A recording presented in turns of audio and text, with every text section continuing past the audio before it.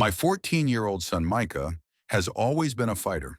Born with spastic diplegia cerebral palsy, he learned to walk with the help of leg braces by age 6.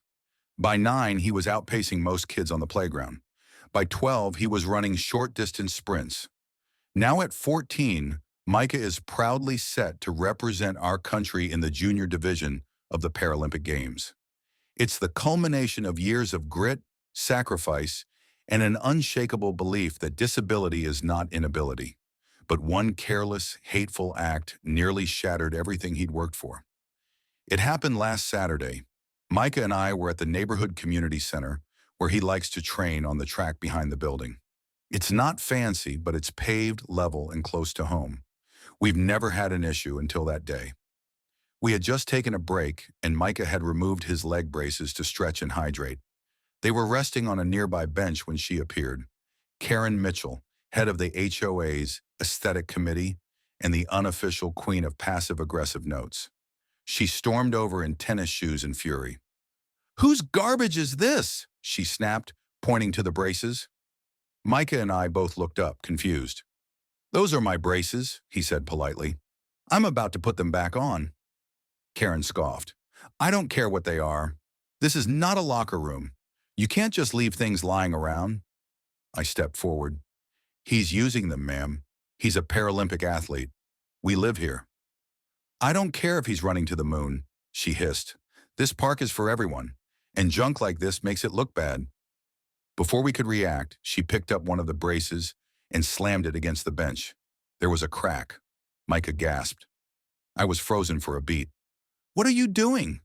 That brace is custom fit. It costs more than your car payment." Karen paled slightly but still snapped.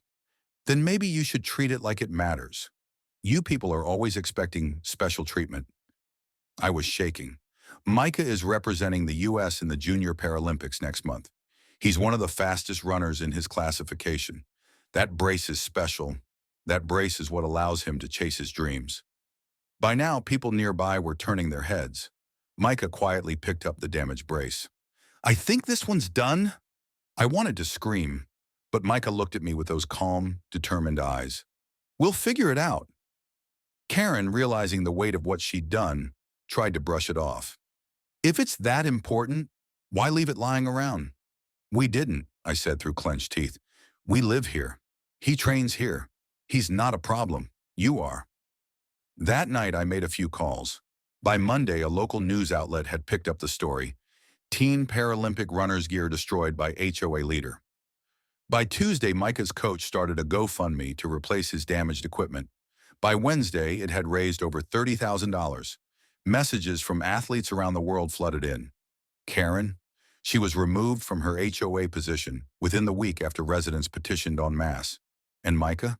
He ran his first heat 2 weeks later in a brand new pair of braces, custom painted with the U.S. flag. He qualified for the finals. He didn't just run, he flew. Now he trains daily, sometimes on that same neighborhood track. No one bothers us anymore. In fact, some parents bring their kids to watch, learn, and cheer him on. Karen still lives here, but she stays quiet. Every time she walks by, she sees the plaque the community installed on the bench. Dedicated to Micah James, Paralympian, neighbor, inspiration. And right beneath it, disability is not a flaw. It's a different kind of strength.